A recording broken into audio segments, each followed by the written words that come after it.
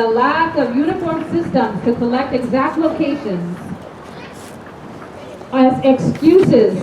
Those are not reasons.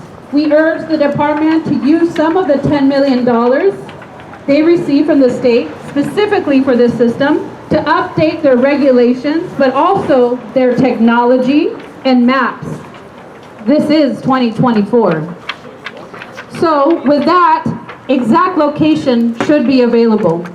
How do they enforce the law if they don't have the exact location, you would ask? Well, they do have exact location, but they don't want to share it. It is a choice. This is an environmental and racial injustice by the agencies that claim to protect our health and the environment. The Central Valley is home to a diverse population with Latino communities being disproportionately at risk. Pesticide exposure poses serious health risks, particularly to our most vulnerable populations, children, the elderly, and those with pre-existing health conditions, just as who you see here today. The economic implications of not managing pesticide use properly are also significant, including increased healthcare costs and the potential loss of agricultural workers due to health issues. Our community's health and safety should not be compromised. We demand full transparency and accurate information to protect ourselves and our families. It is our right to know, and it is the duty of the regulatory bodies to provide this information. Let us continue to advocate for these changes, ensuring a safer and healthier environment for all. What do we want? Exact location. When do we want it? Now. ¿Qué queremos? Ubicación exacta. ¿Cuándo? Ahora. El pueblo unido jamás será vencido. ¿Qué queremos?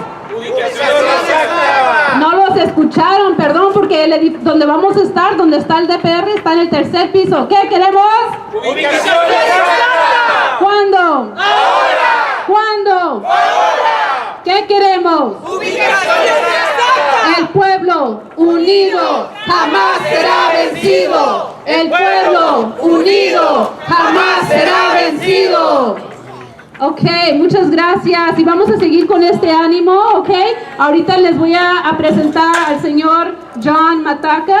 Él es de la comunidad de Grayson, donde tuvimos uno de los programas pilotos de notificación. So now I'm going to introduce John Mataca from the community of Grayson, where one of the pilot programs was launched for this specific notification system. Un aplauso para el señor John Mataca, por favor. Gracias. Gracias a todos ustedes por venir ahora. Thank you everybody for coming. You know, I live in the community of Grayson.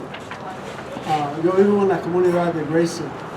A community of 1,300 people. Una comunidad de 1,300 personas. We're surrounded by orchards. Ya estamos, para todos los lados son huertas. Echan un montón de pesticidas. They use a lot of pesticides around there. We were part of the pesticide pilot program. Estamos parte del piloto de pesticidas, but they left out the exact location. Without the exact location, it doesn't work. Because they say within a mile. Well, our town isn't a mile.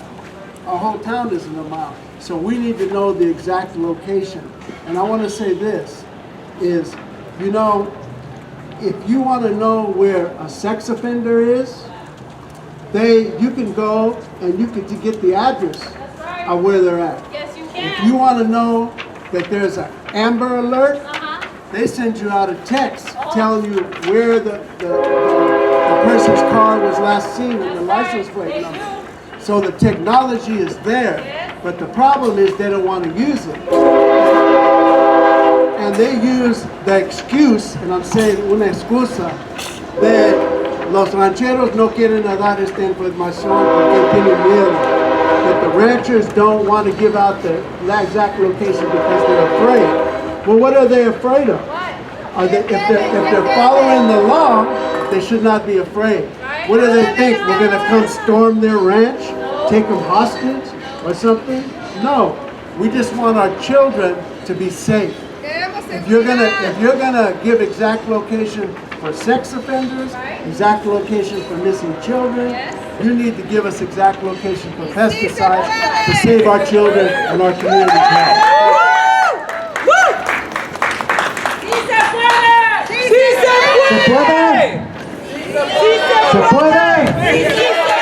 Thank you, Mr. Mataka. I'd like to take this opportunity to introduce from the Valley of Monterrey. Give it up for Yaneli.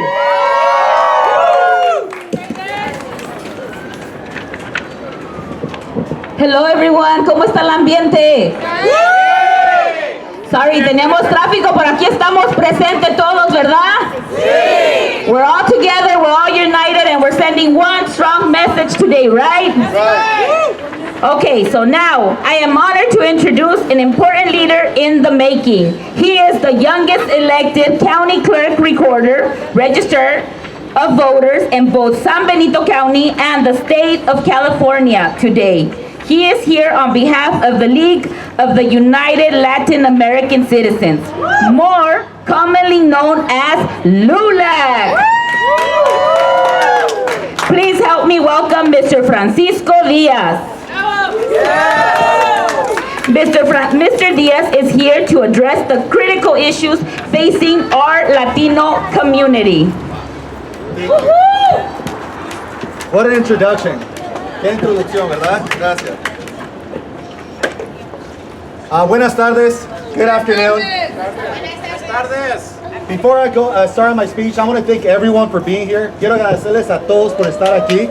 Un aplauso para todos nosotros, ¿verdad? Puede. Pero en especial, quiero dar un aplauso para mi nueva abuelita que vino y está aquí en el sol con nosotros, ¿verdad? Muchas gracias. Es por personas como ella que estamos aquí nosotros hoy en día. So I want to start by saying thank you. Great introduction. My name is Francisco Diaz, and today I'm here on behalf of the League of Latin American Citizens, known as LULAC, the oldest Latino civil rights organization in our nation. And I made a 2-hour journey to be here today because what we're discussing today is extremely important. Today we have a chance, an opportunity to demand nothing less than precise, specific information on pesticide locations that affect our community. And we cannot settle for anything less. Yes! Now, I grew up in Watsonville, surrounded by fields of strawberries, raspberries, and lettuce. I worked in those fields in the summers, and I played between them in the winters. And like many of you, I remember the summers when pesticides were sprayed near our homes, our churches, and our schools. And I can still recall the starch smell of those chemicals as it fumigated our young lungs. Now, my parents, like many in our community, were not fluent in English and had little education about the dangers of chemicals and the pesticides. But today, I stand before you, educated and informed.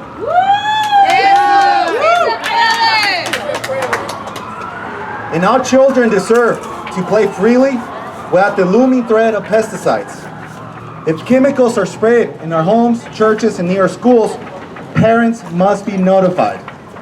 They should have a chance to bring their children indoors, close their windows, and take precautions. And how are we going to achieve this if we do not have precise location? Right. Now, in my community, new community of Hollister, California, thousands of pounds of pesticides are sprayed annually. That's right. Cada día. And with over 50% of the Latino population in my community, and predominantly the majority of them living near these fields, the statistics show that we're most likely to suffer from pesticide-related diseases. Somos vulnerables. Ayúdenos. So tonight, we stand united as a community. Fresno, Monterey, San Benito, Merced, Tulare, California. And we advocate for all those that don't speak English and for those that are not educated about the risk. And for the children that are in front of us, they are yet to find their voices. So we demand the establishment of a comprehensive, precise, address-based notification system that notifies us about pesticide applications. And together, we can ensure that the future of generations and the environments are free from pesticide risk.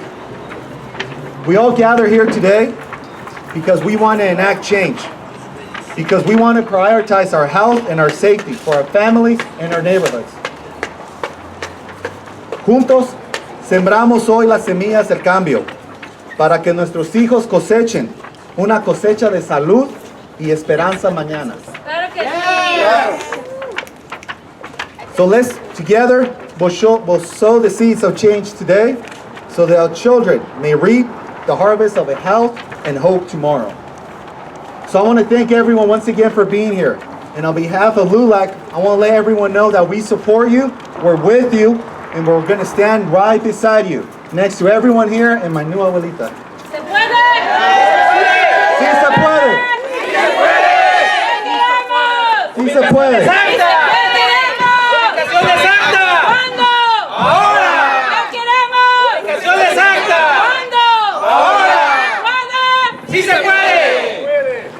A ver, otra vez un aplauso para Francisco. A big round of applause for Francisco. Yo sé que está caliente. It is really hot out here, but let's pump it up. Hay que enseñar que estamos presentes. Estamos presentes hoy, la comunidad latina indígena. Eso, quiero que griten que están presentes. Que nos escuchen hasta allá adentro donde están ahorita preparando para recibirnos. Estamos aquí presentes. Eso, ahora nos vamos con la siguiente persona. Next, we have Michelle Perea Ryan, a family nurse practitioner with over 20 years of experience and a prominent leader with the California Nurses for Environmental Health and Justice. Dr. Perea Ryan's research endeavors focus on health disparities, particularly among the Latinx and farm workers, and advocating for the integration of social and environmental determinants of health into patient-centric care, educational frameworks, and policy formulation. Let's give a big round of applause for Michelle.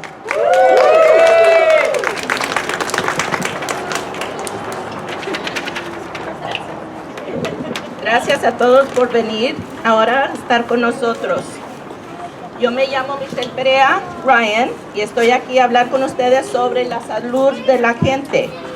Gracias por venir y hablar sobre esta importancia. Voy a hablar en inglés ahora. So thank you today to discuss this matter of great importance to public health and safety. The precise tracking of pesticide applications and its critical relevance to public health. Knowing exactly where pesticides are sprayed is vital for several reasons. One, it helps immediate response to health incidents. When individuals present symptoms of pesticide exposure, such as skin rashes, respiratory issues, or gastrointestinal distress, which is stomach problems, healthcare providers can deliver more accurate and timely treatment if they know the specific chemicals involved and where they were sprayed, so that people know their exact exposures. Rapid identification of exposure source allows for swift and appropriate medical intervention, potentially saving people's lives. Next is for long-term health monitoring. Knowing exactly what people are exposed to also helps us watch for long-term exposures. Chronic exposure to pesticides has been linked to numerous health problems, including neurological disorders, reproductive issues, and certain cancers. By being able to keep detailed records of pesticide exposures, healthcare providers can better identify and monitor at-risk populations, implement preventative measures, and conduct studies to understand those long-term effects. We need to know where exactly things are being sprayed and what is being sprayed. Also, it allows public health surveillance. Getting accurate data on pesticide application enhances public health surveillance system. It allows health authorities to detect patterns and correlate between pesticide use and disease outbreaks. This information is crucial for developing policies and regulations and protecting human health. Next, this enhanced communication enhances trust. Transparency in pesticide application fosters trust between agricultural producers and the healthcare community and the public at large, our communities that are being impacted. When communities are informed about pesticide use in their vicinity, which means exact location, they can take precautionary measures such as avoiding treated areas during application. It's so important. I wanted to share to help people understand why it's important for exact location is think about recently with COVID, right? If you were sent a notice that said someone in your building had COVID, that wouldn't help you understand what your exposure is. But if they told you someone had COVID in the room in which you were with, that you were with for lots of time, that would help you know that you were at higher risk. The same is true for pesticide exposure. The closer you are, the more exposed you are, and the higher your risk is. So we need to understand these exact exposures to keep our community healthy. Thank you. ¡Se puede! Sí se puede. Sí se puede. ¿Qué queremos? ¡Ubicación exacta! ¿Cuándo? ¡Ahora! ¿Qué queremos? ¡Ubicación exacta! ¿Cuándo? ¡Ahora! ¿Se puede? ¡Sí se puede! Thank you. Let's give a big round of applause again for Michelle. Big round of applause. Que se sienta un aplauso.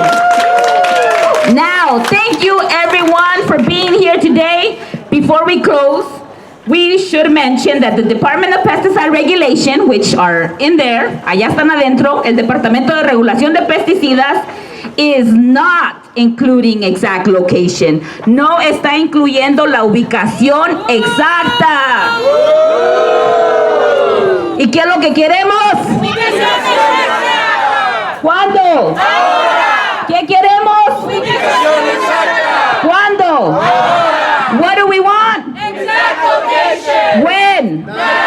Yes, so are we gonna go in there and let them know what we want?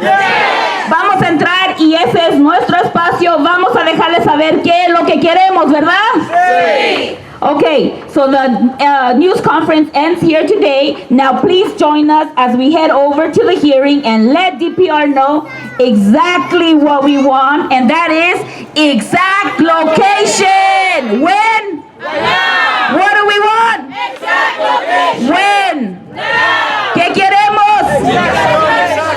¿Cuándo? Ahora. ¿Mañana? No. ¿Cuándo? Ahora. ¿Cuándo? Ahora. Que se escuche. ¿Cuándo? Ahora. ¿Listos? Sí. Vamos a ir marchando tranquilos en líneas para adentro y gracias a todos por estar aquí presente. Ahora como comunidad, hermanos, júntense y caminen para adentro. Un momentito. So, good evening, everyone. Welcome to the presentation on the Department of Pesticide Regulations Statewide Notification System in Development and public hearing on the department's proposed regulations and proposed modifications for statewide notification of agricultural use of restricted materials. We're going to start with a brief presentation on the development of the statewide notification system, a demonstration of the system in development, and an overview of the proposed modifications to the regulation. The proposed modifications to the regulation are the subject of today's hearing and public comment. The official public hearing and public comment will begin at 6:30 p.m. This presentation and hearing is being interpreted from English to Spanish and from Spanish to English by Carlos Diaz and Ruth Monroy from Translink. Please visit Translink's table to access a headset for simultaneous interpretation from English to Spanish and from Spanish to English during this presentation and hearing. I'm going to pass it to Alex, who now will interpret in Spanish. Thank you. Buenas tardes. Bienvenidos a la presentación sobre el sistema de notificación estatal del Departamento de Reglamentación de Pesticidas. Vamos a comenzar con una breve presentación sobre el desarrollo del sistema de notificación estatal, una demostración del sistema en desarrollo y una visión general de las modificaciones propuestas a la regulación. Las modificaciones propuestas a la regulación son el tema principal de la audiencia y comentarios públicos de hoy. La audiencia pública oficial y los comentarios públicos comenzarán a las 6:30 p.m. Esta presentación y audiencia está siendo interpretada del inglés al español y del español al inglés por Carlos Díaz y Ruth Monroy de Transland. Por favor, visite la mesa de Transland para obtener audífonos para la interpretación simultánea del inglés al español y del español al inglés durante esta presentación y audiencia. Si necesita asistencia, puede encontrarme en la parte trasera del salón. Yo con mucho gusto les podré ayudar.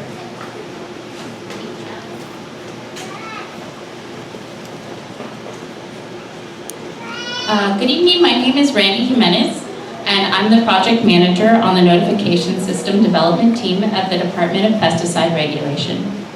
This presentation is not part of the formal regulatory hearing.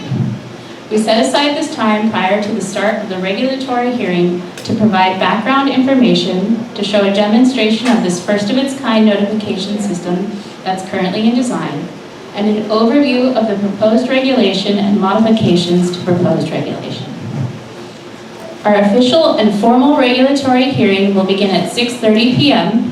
and will be focused on collecting public comments on the proposed modifications to the regulation. As a reminder, we do need you to sign up to give a public comment at the microphone during the hearing, and encourage you to go to our sign-up table to add your name so we can hear your input this evening. Once the formal regulatory hearing begins, we will also have a court reporter creating a transcript of all of your comments.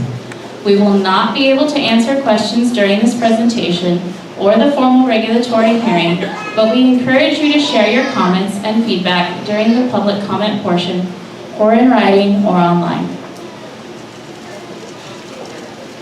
Before I begin, I want to share some meeting agreements for this presentation and public hearing today. These agreements were developed by a collaborative group of county agricultural commissioners, community advocates, and DPR staff to help us all hold space in our time together that enhances and improves public participation and to set the stage for a productive meeting. These meeting agreements include to speak honestly and without blame or judgment, to avoid ascribing motives to the actions of others, to listen to understand and not to respond, and to speak on time and on topic. Our goal for today's meeting is to hear from all members of the public who wish to provide comment on the revised regulations. Disruptive behaviors detract from that goal, and participants who are disruptive may be asked to leave. Our mission at DPR is to protect people and the environment by fostering sustainable pest management and regulating pesticides. The statewide pesticide application notification system complements California's regulatory framework for pesticides by providing transparency and equitable access to information before the legal application of pesticides. Restricted materials are a highly regulated category of pesticides because of their potential to introduce risks to people or the environment. There are many regulations, conditions, and requirements before you can use a restricted material, including a special license for applicators and an annual permit they must hold in order to use that restricted material. DPR began development of the statewide pesticide application notification system in 2021 with funding from the state budget to provide the public with advanced information about pesticide applications. The department conducted a series of public webinars and workshops between 2021 and 2023 to collect feedback to inform the design and development of the system. In 2022, county agricultural commissioners in Riverside, Santa Cruz, Stanislaus, and Ventura counties volunteered to partner with DPR to conduct local pilot projects to further inform the development of the statewide pesticide application notification system. Following the pilots, the UC Davis Center for Regional Change released an independent evaluation on the effectiveness of the pilot projects. In addition, between October 2023 and February 2024, DPR conducted a small group beta test of the proposed statewide notification system in Tulare County. Feedback and input received across public input opportunities since 2021 informed many elements of the statewide notification system design, including information on the intended pesticide application, which is consistent with the state's existing restricted material permitting process, an anonymous search function that allows users to search for pesticide application information without providing personal information, a subscription function that allows users to receive emails and text message notifications when an application is planned near a specific address, and users may sign up to receive this information for multiple addresses. And information will be provided in Spanish and in English at the time of launch. Also, a public website and visual mapping tool that is easy to use on mobile devices, a user-centered design with graphic and visual content, and information on community health and resources for finding more information on pesticide safety and health impacts from pesticide exposure. This is not inclusive of all public comments and public input received, but I want to provide some key examples that have informed the development of the regulation and the design of the system, Spray Days California. To provide a more visual overview of the system and design capabilities, I'm now going to show a brief video demonstration of the system that we beta tested in Tulare County earlier this year. The design of the system itself is not a regulatory requirement, and it is still in development, but we wanted to share what we are working towards as we near system implementation statewide early next year. We're going to play the video first in English and then in Spanish.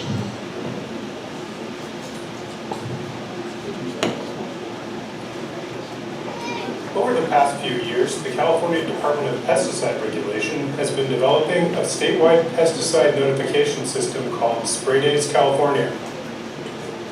Spray Days is the proposed web-based system in development by DPR to provide information to the public in advance of restricted material pesticide applications that are regulated by California. Here's a demo of the proposed system. We will begin by showing how users can search for information about an intended agricultural application of restricted material pesticides near a specified California address. We'll start by entering an address here. Once entered, you'll be able to view any planned agricultural applications of restricted material pesticides within a 1 square mile area surrounding the address. This area is called a section. By clicking on a section, you can see additional details about any upcoming applications in that section. Information on the currently proposed system includes the scheduled application dates and times, the name of the products to be used, their active ingredients, the application method, the number of acres to be treated, and the product's EPA registration number. You can also zoom out and view any planned applications in other counties and sections across the state. Next, we will show you how you can sign up to receive an email or a text message to tell you when a pesticide application is planned near an address that you enter. To sign up, you'll need to enter a California address. You'll also enter either a phone number or an email address where a notification can be sent. No other personal information is required. You can also select which language, Spanish or English, that you prefer. Once you sign up, you'll receive a confirmation email or a text message. You will then receive an email or text message 24 hours in advance of planned restricted material applications and 48 hours in advance of restricted materials called fumigants. You can add up to 10 addresses to each email address or phone number and change preferences or unsubscribe at any time. The Spray Days website also includes other information, such as an information page with answers to commonly asked questions like, what is a restricted material and what does intended date and time mean, or how are pesticides regulated in California? There's also a community health page with information on how to report a pesticide incident and what to do if you're exposed to a pesticide.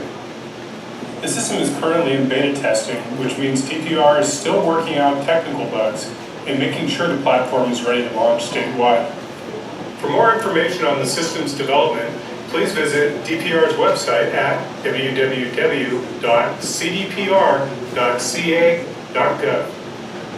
En los últimos años, el Departamento de Reglamentación de Pesticidas de California, o DPR por sus siglas en inglés, ha estado desarrollando un sistema de notificación de pesticidas a nivel estatal llamado Spray Days California.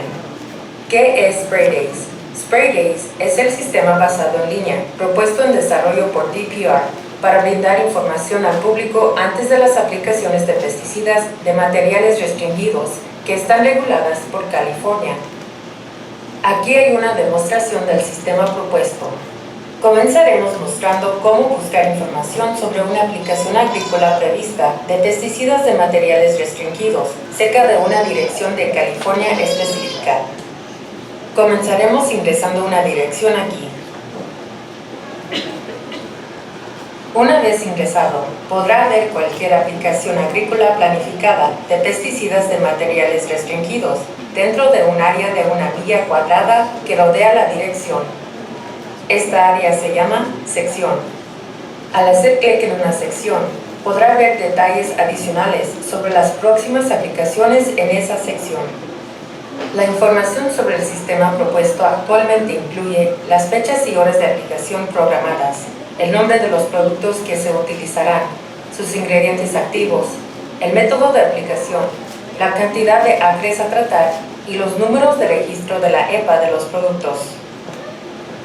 También puede alejar la imagen y ver las aplicaciones planificadas en otros condados y secciones del estado. A continuación, le mostraremos cómo puede registrarse para recibir un correo electrónico o un mensaje de texto cuando se realiza una aplicación en una sección cerca de la dirección que ingresa. Para registrarse, deberá ingresar una dirección de California y un número de teléfono o una dirección de correo electrónico. No se requiere ninguna otra información personal. También puede seleccionar qué idioma prefiere, español o inglés.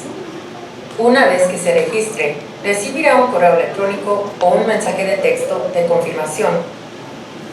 Luego recibirá un correo electrónico o un mensaje de texto 24 horas antes de las aplicaciones planificadas de materiales restringidos y 48 horas antes de los materiales restringidos llamados fumigantes. Puede agregar hasta 10 direcciones a cada dirección de correo electrónico o número de teléfono y cambiar las preferencias o cancelar la suscripción en cualquier momento. El sitio web de Spray Days también incluye otra información. Una página de información con respuestas a preguntas frecuentes como ¿qué es un material restringido?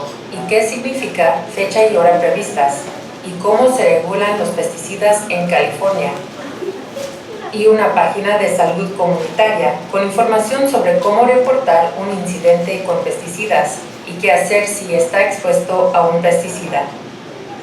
Este sistema se encuentra actualmente en prueba beta, lo que significa que el DPR todavía está resolviendo errores técnicos y asegurándose de que la plataforma esté lista para su lanzamiento en todo el estado. Para obtener más información sobre la regulación propuesta o el desarrollo del sistema, visite el sitio web del DPR en www.cdpr.ca.gov.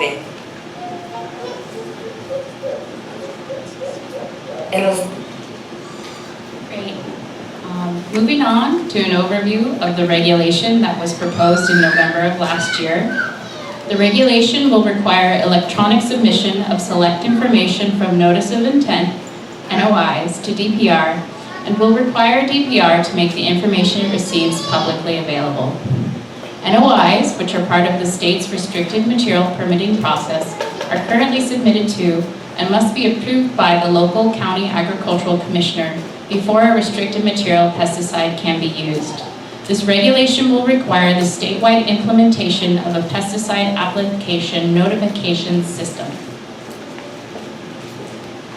To Today's hearing is part of a second round of hearings on these regulations. Following the release of the proposed regulation in November 2023, DPR received public comments on the proposed regulatory text. The regulation was modified based on the comments received during that comment period. You can view all comments received on the initially proposed regulation online through this QR code. There is also a link available on our website. DPR reviews all comments received, and all comments are submitted to the Office of Administrative Law, who reviews and approves the final regulation before it can go into effect.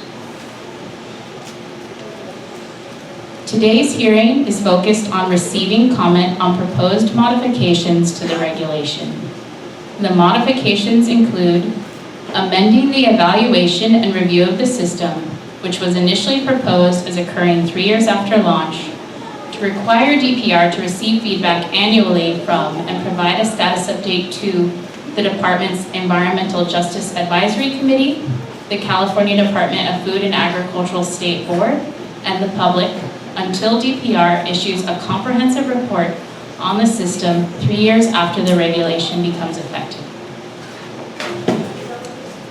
And clarifying the restricted material pesticides that are subject to 24 and 48 hours reporting requirements, clarifying that DPR will make publicly available pesticide product names and active ingredients, and clarifying the effective date for the implementation of the system.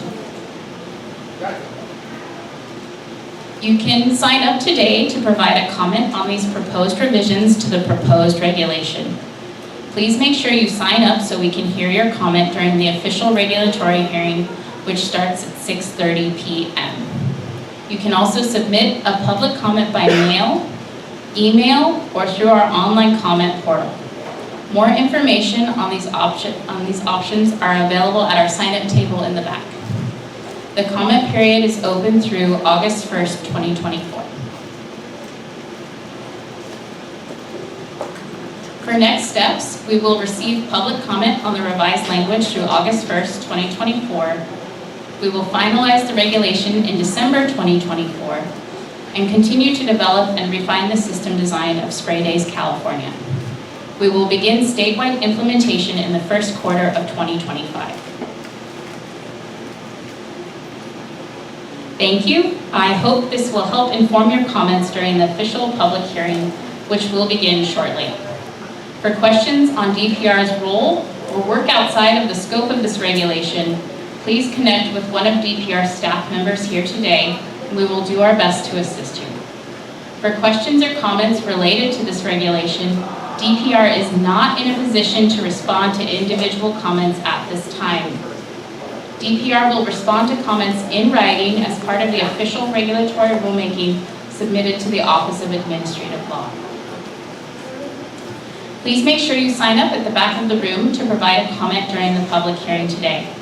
Thank you again for your time, and we will begin the hearing shortly. All right, so welcome to the public hearing.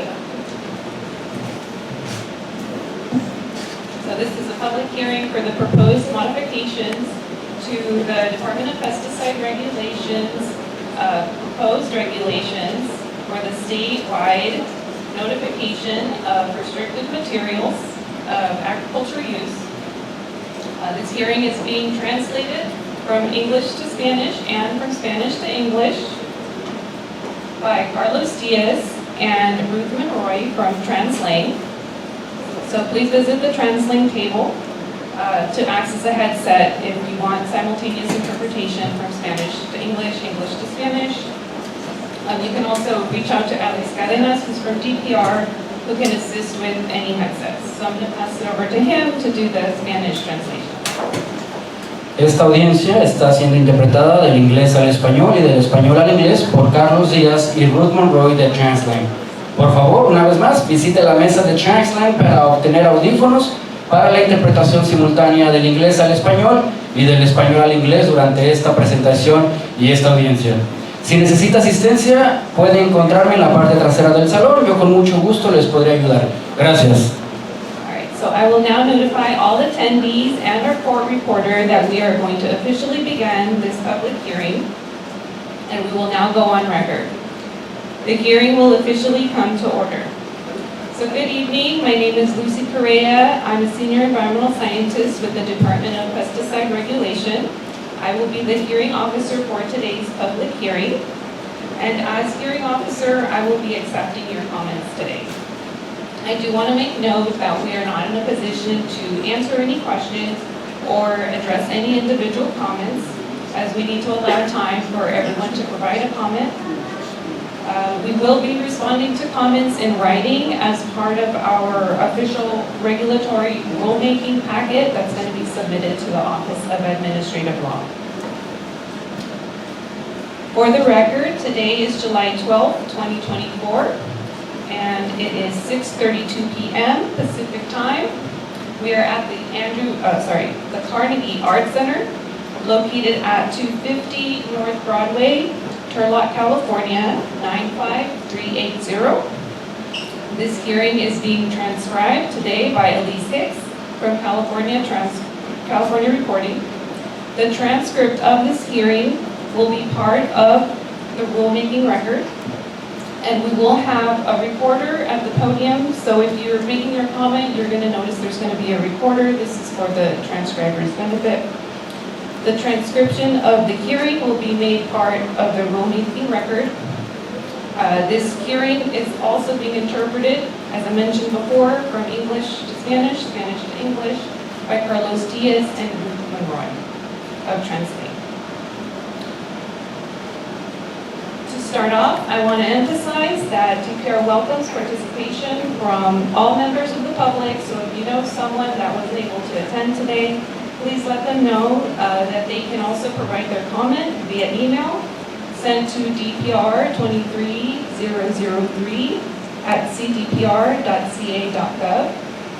They can also submit a comment through the DPR Smart Comment, which is our DPR online comment portal, or by mail. That is postmarked no later than August 1st, 2024.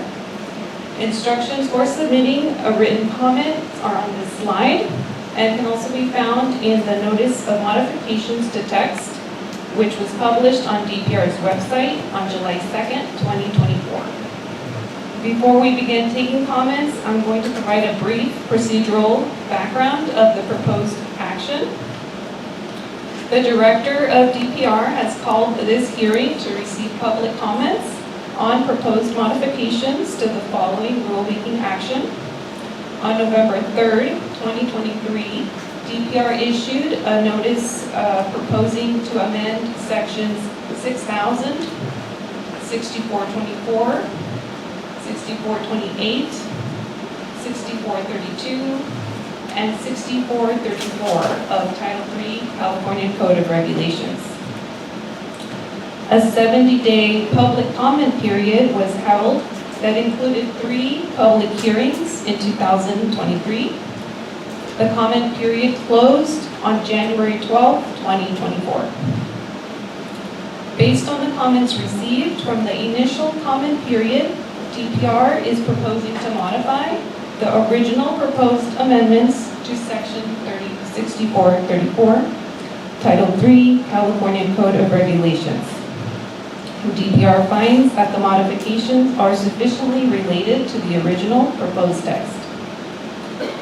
The proposed modifications will clarify that for intended restricted materials application for the production of an agricultural commodity, soil fumigants are subject to the 48-hour notice of intent, also called NOI, submission, and DPR notification timing requirement. All other restricted material pesticide applications requiring a permit are subject to the 24-hour notice of intent submission and DPR notification timing requirement. The proposed modification will also clarify that the requirement for DPR to make notice of intent information publicly available will be effective 30 days after the effective date of that regulation. The proposed modification will also clarify that DPR will make the pesticide product names and active ingredients for intended soil fumigant applications publicly available. Lastly, DPR amended the process for reviewing and evaluating the notification system. DPR will now be required to annually issue a status update on the system and process for making select notice of intent information publicly available until DPR issues a draft report on the system 3 years after the regulation becomes effective. DPR will be required to present the status update to and receive feedback from the Department of Pesticide Regulations Environmental Justice Advisory Committee and the State Board of Food and Agriculture, and to receive public comment on each annual status update for a minimum of 30 days. 3 years after the regulation becomes effective, DPR will be required to issue a report that comprehensively evaluates its system and process for making select notice of intent information publicly available. Under the modified regulation text, before issuing a final report, DPR will be required to present the draft report to and receive feedback from DPR's Environmental Justice Advisory Committee and the State Board of Agriculture, Food and Agriculture, and to accept public comment on the draft report for a minimum of 45 days.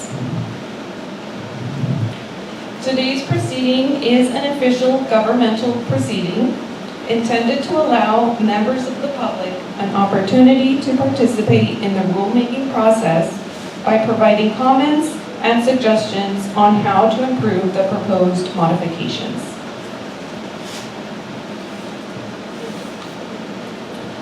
As previously mentioned, these modifications were officially proposed on July 2nd, 2024.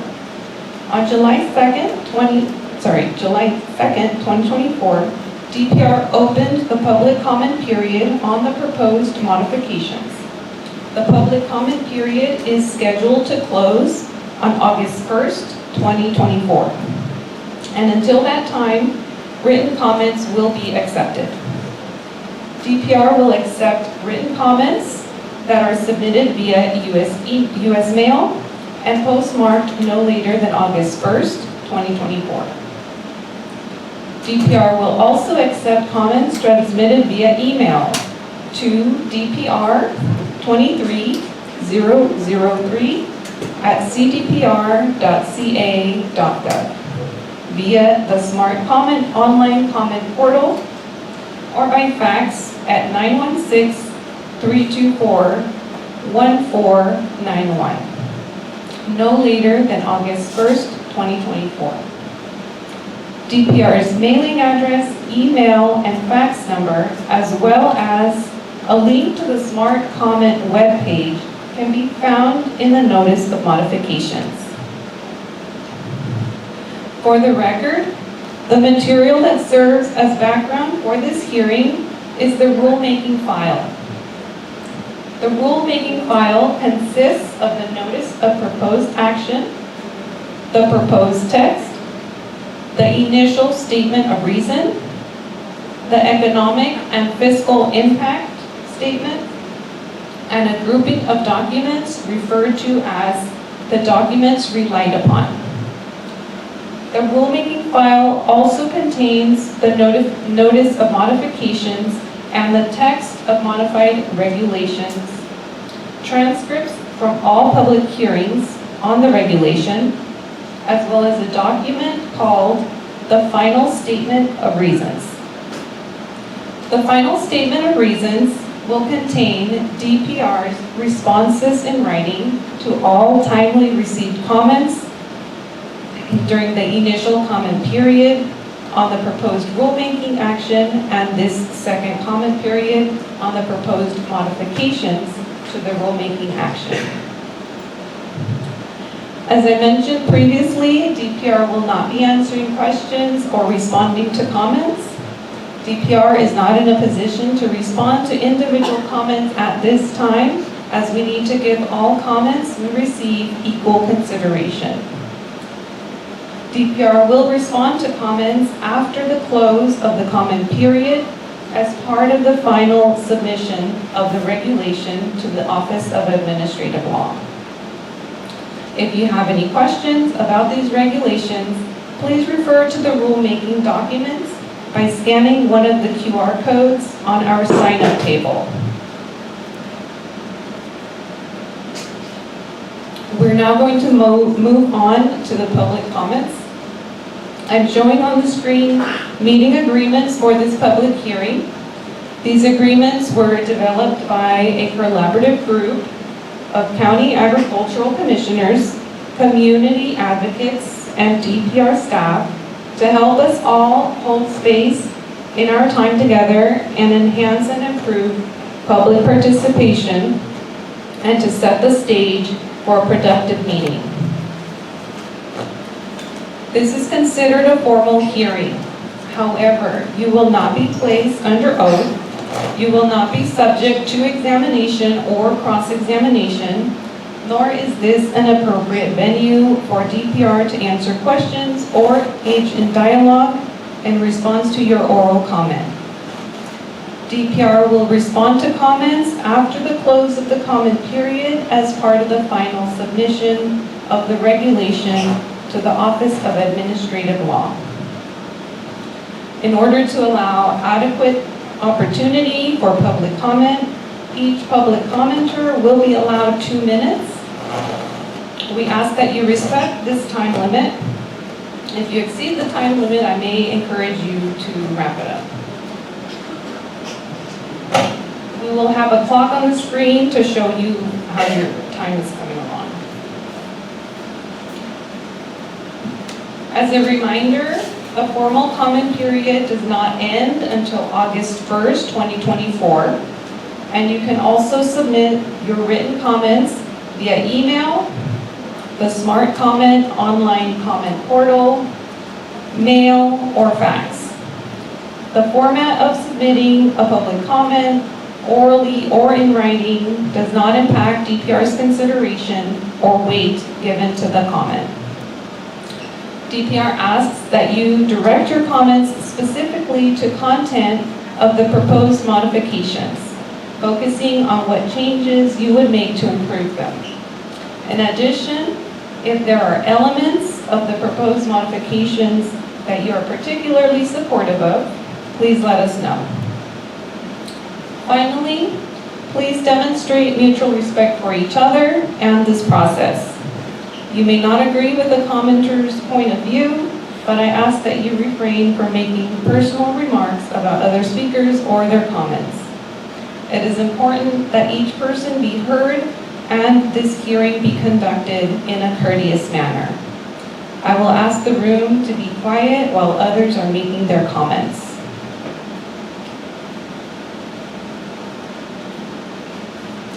At this time, anyone who wishes to make a comment orally during the hearing, please be sure to sign up at the DPR table or seek out a DPR staff member to sign up to provide your public comment. Persons will be heard in the order they have signed up. And I already have 3 pages here, a list of people. When I call your name, please come to the microphone so that your comments can be entered into the record. Please state and spell your name for the benefit of the transcriber and begin your comment. We will begin the timer for you for your comment when you begin speaking, after stating and spelling your name. I do want to apologize in advance if I mispronounce your name. I will do my best to get it right. So, our first commenter is Eileen Jane Hiron. My comment is first, why only English and Spanish, the language that you give? There's another language that you speak with. And the second, I want to comment about it right now for the hearing. I know you're not going to answer us, but this is the question is, because this hearing is dear to my heart. My sister is working with it. So those pesticides that you're using against the worker, the farmers, are not really helpful. And it's not safe in the body also. Like me, I have a chronic asthma, and some health and seniors people that can go outside and spend summer outside with their family. And how they gonna be saying or praying with them kids if there's pesticides outside are not safe in the field. And our farmers are not safe to do their work or harvest the farms or harvest the fruits ever. You can't go outside in the public, or it's now in summertime, it's really hot because those pesticides that you're using it in the public is really harmful for us. If you and the committee that can listen to us, I really appreciate that you can answer those questions for us. Okay, thank you, Rainey. We did have in the notice, let's see.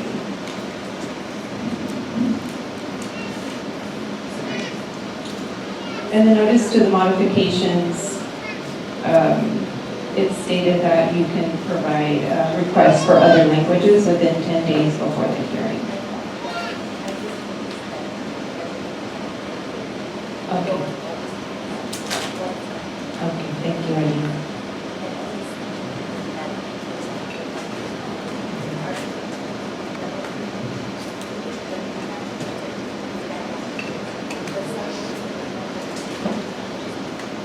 Thank you, Rainey.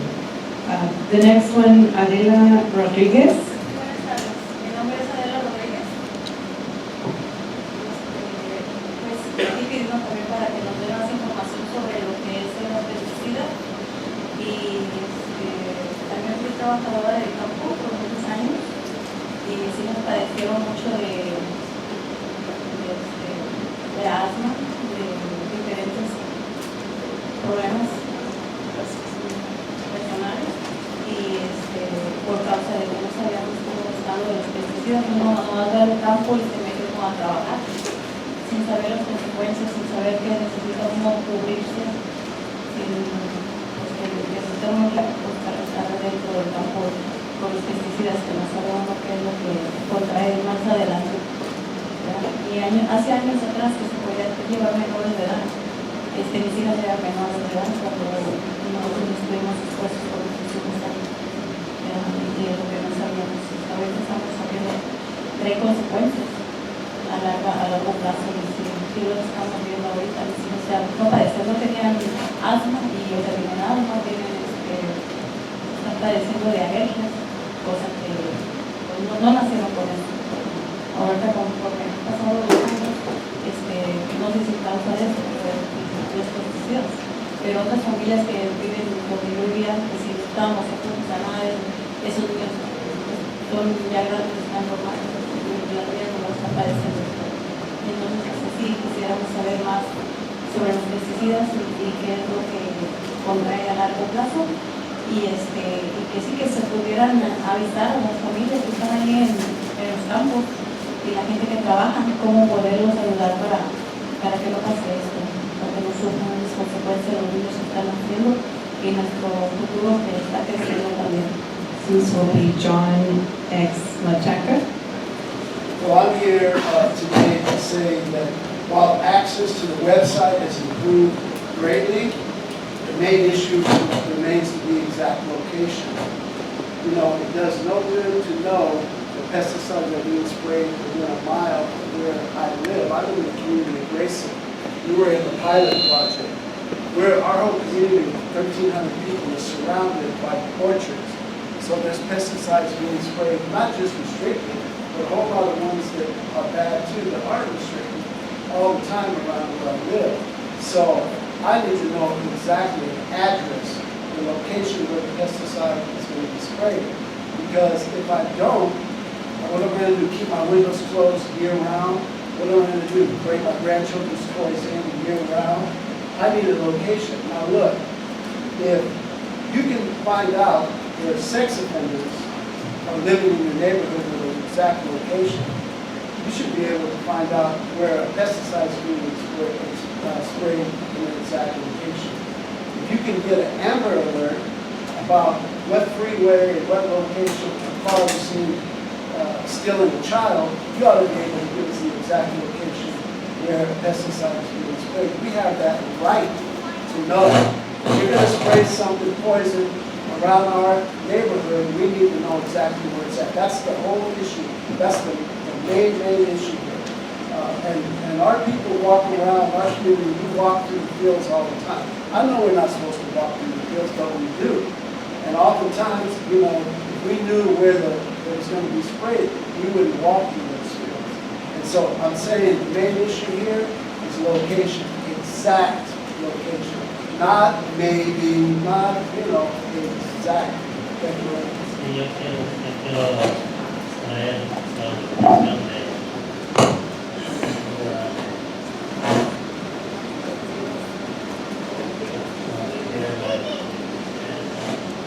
My name is Roger Isom.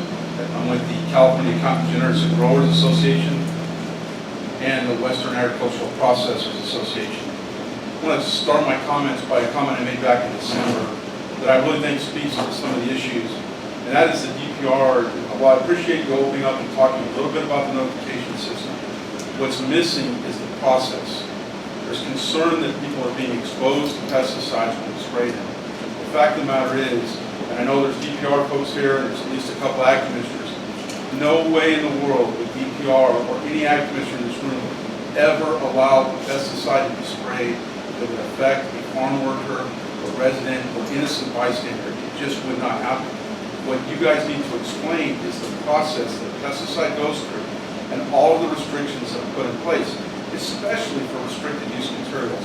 There's extra conditions and extra protections put in place to avoid the very thing that people are being concerned about. We're concerned with this regulation because we think it goes beyond addressing that to the point which has happened in Monterey where applications have actually been postponed because they've been appealed. We don't want that to happen.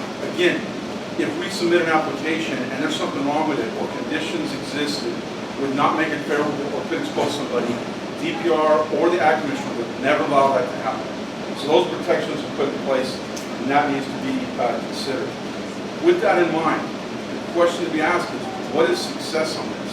Because today, again, all those protections are put in place. How are people going to be satisfied with what the outcome is if we're already doing this? My name is Jason, Statewide Coalition for Companies for Pesticide. Thank you for the opportunity to provide public comment. We strongly support the inclusion in this draft regulation of an annual review process and a formal role for DPR's new Environmental Justice Advisory Committee in that process. We also strongly support the inclusion of total acreage and both product and active ingredient names in the information provided. However, I align my comments with many you have heard throughout the development of this regulation in calling for the inclusion of the exact field location in the notification program.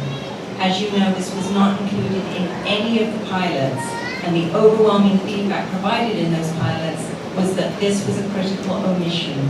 The intent of the pilots was to guide the development of the regulation, but DPR has declined to be guided by this feedback. DPR is on record stating that the exact location cannot be provided because that information is not standardized. However, it's well within DPR's regulatory power to standardize that location information, and it's clear that the continued refusal to do so has nothing to do with technical feasibility. Scientific research and common sense tell us the closer you are to a pesticide application, the greater the risk of harm. In a study published last February, UCLA and USC researchers provided evidence that living near paraquat applications in 3 Central Valley counties increased the risk of developing Parkinson's. And the spatial scale used by researchers was 500 meters, that's about a third of a mile, significantly more granular location than is in the current proposed system. A 2020 review of 6 recent studies confirmed that the shorter the distance to pesticide applications, the greater the concentration of pesticides in air and dust. DPR and county ag commissions have access to exact location information. They must include it in this proposed notification system. Thank you. Erika Claro, I'm a public health nurse, and it is extremely important to protect the farm working communities from harmful pesticides, as Jamin mentioned. So if we must spray these chemicals, right, why wouldn't we take the proper measures to actually have the exact location? right? It has something to do with technology. It's something that's definitely feasible. So again, why wouldn't we do our due diligence to protect our families, to protect the health of our families? When I think about the children in families, the people with Parkinson's disease, we also have to think about the cost, the greater cost, right? It's a cost to not only the families that have to go to these appointments, that have to lose days of work. It's also about, at the end of the day, if we think about finances too, right? Because that's really, really important in this country, right? And what I'm trying to say is that overall, health should be the priority of anything that we're doing, right? So I just can't emphasize the importance of, I understand right now we have 1 square mile, but what's the difference between 500 feet and 1 mile? It's actually rather significant, right? You can have children having school sessions within that area, that there are just so many things that we just could do so much better. And having the exact location would be that first step to actually doing the right thing. Thank you. Ana Barrera, I'm a teacher in the Salinas Valley, 28 years working in California, 18 of those in the Salinas Valley. This poster that you see here was drawn by one of my students for an environmental justice course this summer, a freshman. After she drew it, I asked her how she was inspired, because she did it in less than 30 minutes. She said because she works out in the fields. We fought to make sure we had, and we were demanding 1 mile buffer zones around every school, 24/7. We only got 1/4 of a mile, and Monday through Friday, 6 a.m. to 6 p.m. I've been involved in the movimiento since the 90s when Cesar Chavez was seeking pesticide reform. We're demanding today exact location. This is affecting the Mexican-American community, our campesinos, Tulare, California, just down the road, a couple of months ago. It happened. In 2005, across the high school that I work at, it happened with chlorpickrin, sending people to the hospitals. Read up on it, Mapping a Menace by Humboldt State University. This is something that continues to happen and is perpetuated on our California Mexican-American community. This is environmental racism. Call it for what it is. Stop playing around with the miles. You're giving our communities 1 mile. You're not giving our schools 1 mile. You're only giving us 1/4 of a mile. It is about time that we bring this reform to California. Cesar Chavez passed away, but our movement is strong. Our movement continues in California, and we're demanding exact location. We are also asking in Salinas, we need our air monitoring system back on. Why did you take it away? We need that data, because that's the data that continues this movement when we ask for science. We need to know exact location, because you're killing our communities.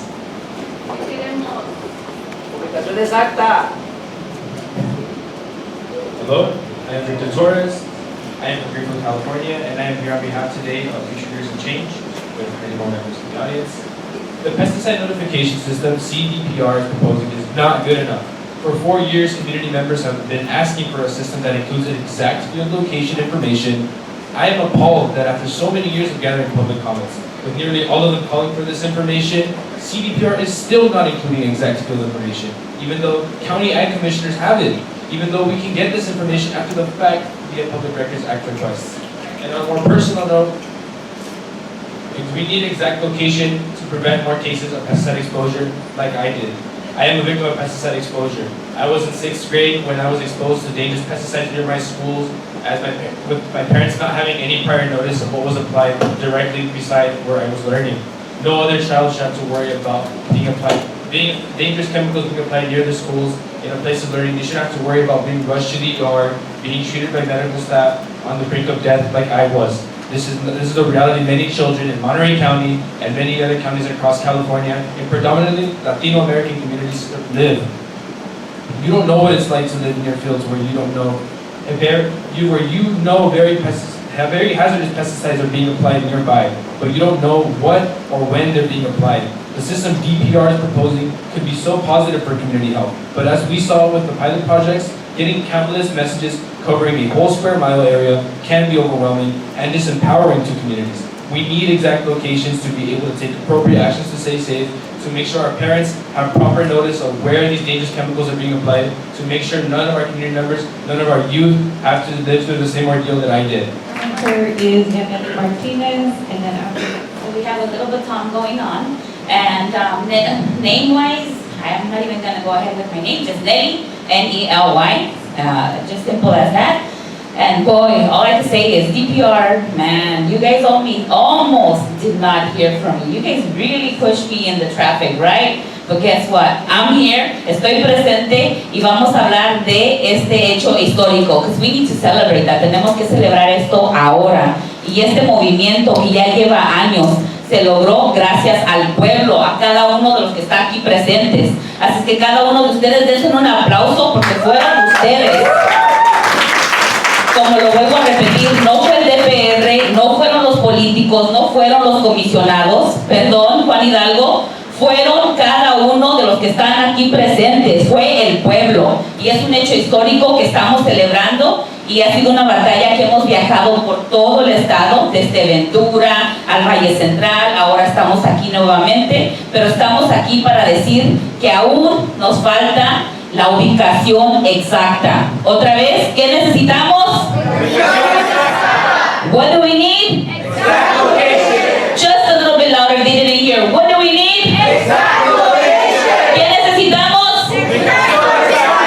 Necesitamos la ubicación exacta para poder protegernos, para protegerme yo, para proteger a mi familia, para proteger a las futuras generaciones que están estudiando, porque no quiero que ninguna otra madre pase por lo que yo pasé cuando a mi hijo le dio un ataque de asma en la escuela y yo recibí básicamente lo que pasó de los pesticidas un mes después. Ninguna madre debería de esperar un mes mientras su hijo está peleando por su vida. Ni una madre más. Hoy mismo queremos ubicación exacta. We want exact location. What do we want? Exact location. When do we want it? Now. What do we want? Exact location. When? Now. Thank you. Thank you. Renee Pinnell, Western Plant Health. Thank you for the opportunity to speak. This has been a long process, and I'm sure it will continue to be a long process as everybody continues to discuss these issues. Want to say to start that we do appreciate DPR has continued to limit this program to RUPs. We think that is the most practical way to go at this time. All programs need time to mature, and this is no different than any other. We would prefer to see a program given time to mature than see it crash at the beginning, because you try and overachieve, and that never satisfies anybody in the end. As far as the 24-hour and 48-hour, as DPR itself stated at the beginning, all RUPs undergo additional assessment, mitigations. They are safe to apply when you follow the label because of the mitigations that are placed on them, not only at the federal level, but at the state and county level, if necessary. We are concerned, continue to be concerned, that the 48-hour notification for fumigants is unnecessary because mitigations are already in place for them. We are concerned that by having this dual system of 24-hour and 48-hour, what you will end up with is 48 hours is confusion with the public, as you have growers having to notify and cancel and then re-notify and potentially cancel again, depending on farming or environmental conditions at that time. So we believe the 24-hour notification actually is still adequate. We are continuing to be opposed to public disclosure of farm locations. DPR is going to be providing spatial information. We believe that all Californians, whether you're a farm worker or a farmer, have a right to your privacy, and your exact business location or farm should not be disclosed. Finally, my last comment is that we appreciate and we continue to support DPR's efforts to to bring real factual education to the public on the registration and use of pesticides in California. Thank you. My name is Michelle Fedea-Ryan, and I'm a nurse practitioner here in the Valley. I have been supporting care here in the Valley for over 25 years. And I'm here to talk about public health, and I understand that we have regulations at this point in time to try and keep our community safe, but we do know where there's pesticides, there are exposures that happen when they're not supposed to be, and we know that there are higher health risks in areas that have pesticides.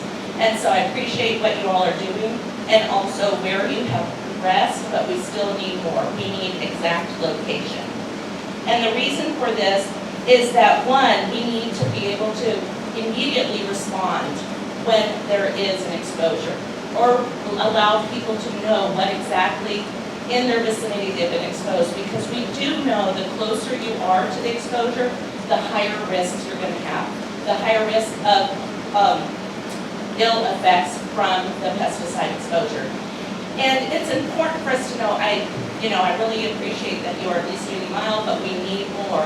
One of the examples I gave is recently we've all talked about COVID, we know about COVID. If I got a notification that somewhere at my work, someone had been exposed to COVID, that wouldn't help me understand my risks.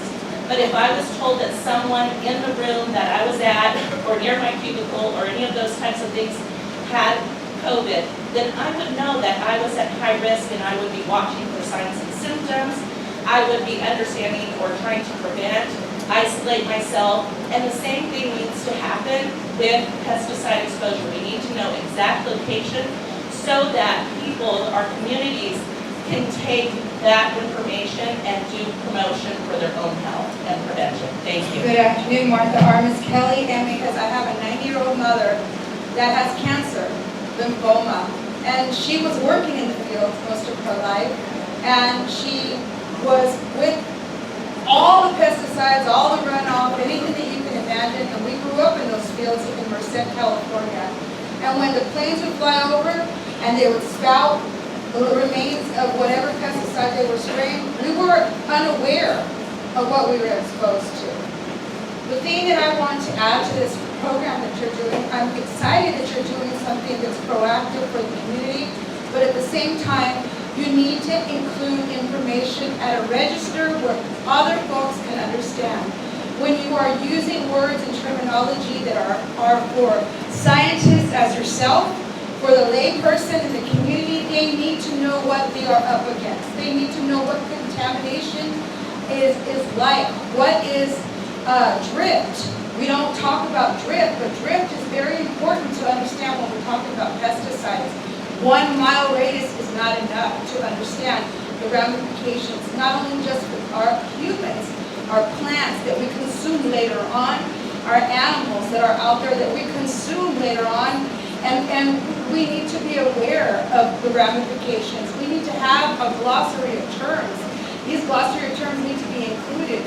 We need to know the process or the etiology of the information that's being disseminated as far as how these diseases or contamination could be affecting our bodies. What are the signs that we need to look for?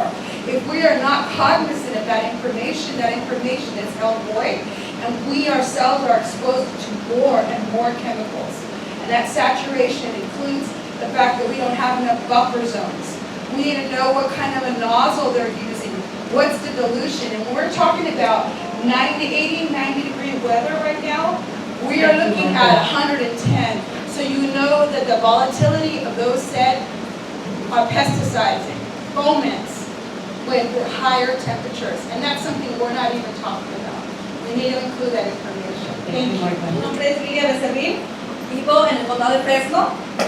Felicitaciones por iniciar el primer sistema de advertencia de pesticidas. Es un gran paso para la seguridad, pero por favor hagan un cambio importante, la ubicación exacta. Al vivir cerca de los campos realmente necesitamos saber exactamente dónde se utilizan los pesticidas. Eso nos ayudará a saber cuándo es más importante, útil que tomemos medidas, cómo cerrar las ventanas, llevar adentro nuestras ropas que se están secando fuera en los tendederos, etc. Me preocupa que por el sistema propuesto, la sección de 1 milla a 1 milla, podamos recibir demasiados mensajes sobre aplicaciones que podrían estar a una milla de distancia. Tener información de ubicación específica ayudará a garantizar que nuestras familias en casa, nuestros niños y maestros en las escuelas puedan tomar las medidas de prevención necesarias que sea realmente efectiva. Soy madre y amiga de la comunidad, dirijo a muchos residentes y escucho sus necesidades, y una de ellas es enfermedades, por la que estamos pasando las trabajadoras agrícolas, niños y personas de la tercera edad. Quiero que consideren la presencia y el lugar exacto de todos estos residentes. Queremos vivir sanos y fuertes, no queremos vivir enfermos. Así es que por favor pedimos ubicación exacta para esto. Gracias. Francisco Diaz, and I'm here on behalf of the California State LULAC, the oldest civil rights organization. And in my professional working career, I've worked alongside local government, law enforcement, and the military. And we use geographical data with exact location, both expensive and inexpensive. So I asked myself, what is the hesitation to provide exact location? Is it cost or politics? Now in my childhood, we were literally sprayed by farmers with pesticides. Now, at the age of 37, thankfully, and thanks to God, I haven't developed any complications. But my neighbors were not so fortunate. And the truth of the matter is, your partner state agencies like the Highway Patrol, Office of Emergency Services, the Secretary of State are already using technology that provides direct notification based on address. So it's not a cost issue. So I asked myself again, what is the hesitation to provide exact location for the use of pesticides? If it's not cost, it must be politics. And I asked myself again, why are you hesitating to provide this notification? Is it because you're hesitating to provide and empower people with this information? What does that empowerment do? Does it allow them to make better decisions about their family, their children, and their communities? So once again, you're here to make a decision, and I implore you on behalf of the California State LULAC that you provide exact address locations where the pesticides are being provided. Isabella Quinones. I'm here on behalf of the California Farm Bureau. We're very grateful for the opportunity to continue the discussion around the NOI system, and we have actively engaged in this issue since the proposal in November. Unfortunately, we have many of the same concerns, and we still do not agree that public notification is necessary or increases overall safety to the public. Our biggest concern is that repeated notification of a potential pesticide application can lead to greater public confusion and fear around safety. Access to pending applications outside of a 1 mile radius serves no public or individual benefit, but rather instigates unnecessary fear or apathy from repeated notifications that could be hundreds or thousands of miles away. We agree that it is very reasonable for notification to include active ingredients, permit and county number, application date range, and relevant legal information, but should not include acres applied. If the department's intent is to truly provide greater transparency and a public right to know, that intention should not discriminate between the agricultural acreage and elsewhere. We believe that the state and therefore the department has a fundamental duty to protect ag employees and their families' sensitive information while upholding transparency, human and environmental protection. Farmers and applicators who would be subject to notification are reasonably concerned that applicator-specific information could be found by activists to motivate protest events, on-farm trespass, provide personally identifying information to the public, or encourage significant appeals of NOIs. If DPR cannot scientifically validate what health protective behavior should result following notification, and if there's no difference in health impacts between an immediate neighbor and a 1 mile away, then the risk of identifying the site of application is too great. Therefore, we encourage the regulation to again not specify acreage covered, as we do believe that though there is no inclusion of address in rural areas specifically, applicator-specific information can be found. We also encourage dedicating additional state and county resources not to managing the system and concerns, and instead should be spent on additional safety enforcement. We Hi, I'm Brent Barton. Hola, mi nombre es Brent Barton de Carnegie. At this point, mercifully, I'll stop trying to speak the beautiful Spanish language. I'm a farmer and a farm worker. I work right alongside with those wonderful people that I get to work with. And I'm so deeply appreciative of the people I get to work with. Our approach to pest management, like most farmers, is we hate spraying. It's It's going to be my last resort, so I'm going to pour in as much effort as I can to trapping, monitoring, using good beneficial insects if they're available, allowing them time to take, sanitation, and when it's spray time, it's spray time. I've exhausted every last opportunity, and it's go time. We have to go now. This regulation strikes me as one more of plant boundary cuts, which we're really good at in California. And so just simple economics says, if we keep doing this, we're going to export our jobs and our farms and our farm produce to areas of the world that are cheaper and easier to grow the food, enjoy. Central and South America, Asia, Vietnam, places like that. And that would just be a tragedy, the loss of jobs, the loss of farm work, and the loss of the care for the land. I would never, ever, ever want to see any harm come to people that I get to work alongside with. I know that every other farmer feels the way, nor my customers, people who buy the food that we grow together, nor my neighbors, nor the environment. Thank you. Mi nombre es Alicia Sánchez, Ureño de Sánchez. Vengo del condado de Merced por primera vez, invitada por mi hija, Miriam Ureño. Y mi testimonio, cuento por mi persona. En este mes de mayo hubo un pesticida bien fuerte. Me he sentido muy mal, me dan mareos, me he caído, me dio mucho vómito y desde estas fechas he estado enferma. Eso es últimamente, aparte de los años atrás que nosotros vivíamos en el campo, como todo el tiempo hemos vivido en campo, aventaban pues pesticidas muy fuertes y nosotros nos ha venido afectando todo este tiempo, todos estos años. Yo me siento mareada, me he sentido mal, no me puedo componer.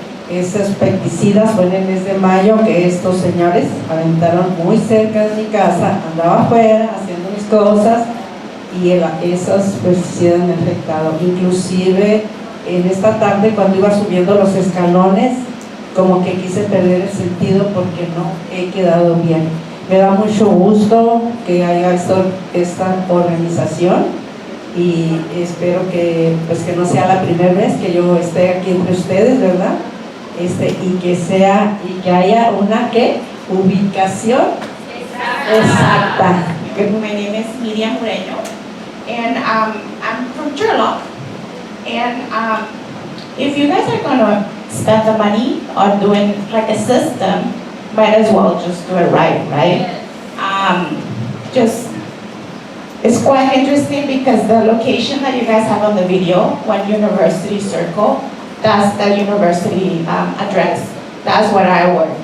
If something happens anywhere in the university, we get a text message with the exact location. We're not guessing where things are happening.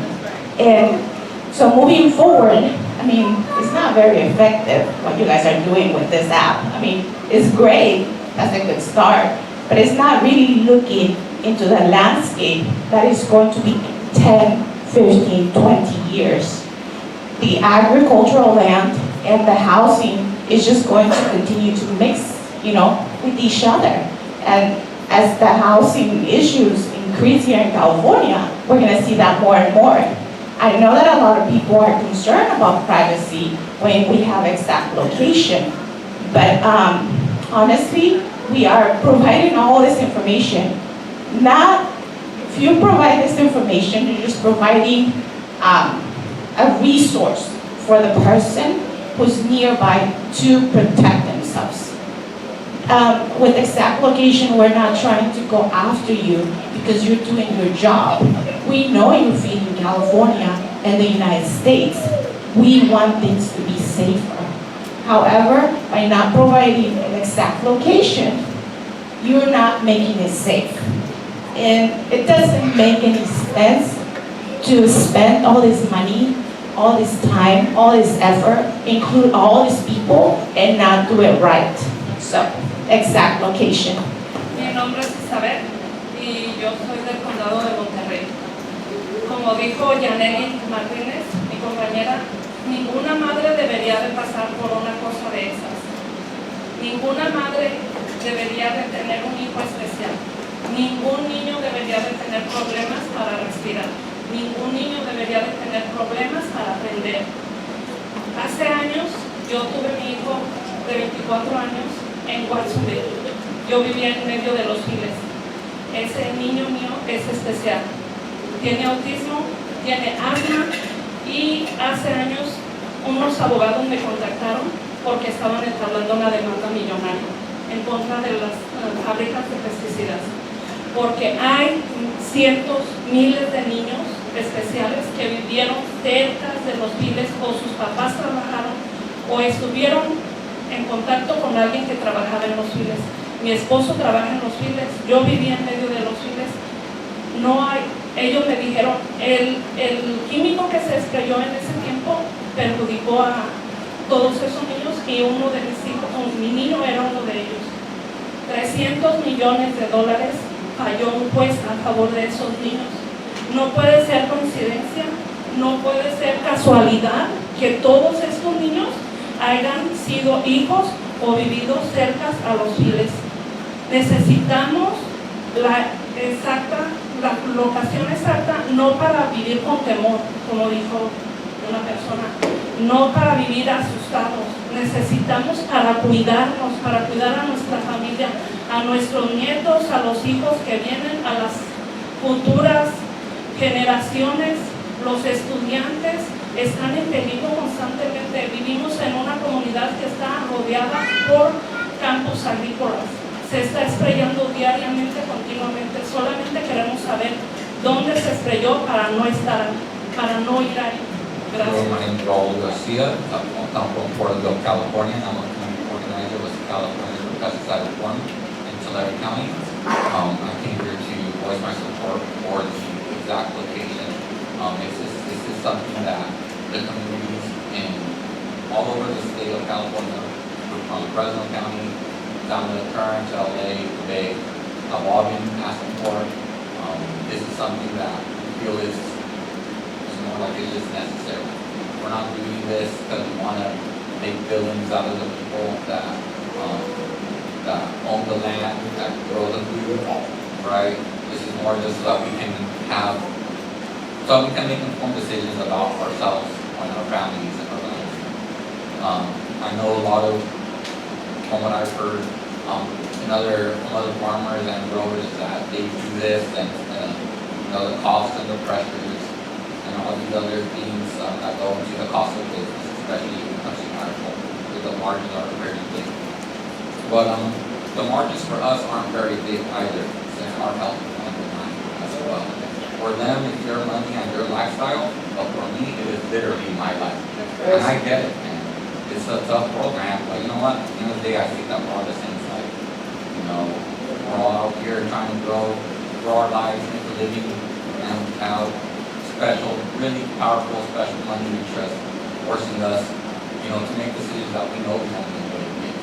Because we're put in situations where we have to do things like pay the bills or handle some sort of emergency. And I feel like it sort of pins us against each other because our competing interests, our same interests have competing ways to get to. With this exact location, our residents will be able to take some of that, you know, information and really fight and advocate for the interests that benefit them. Jessica Gonzalez, and then after Jessica will be Laura Plasencia.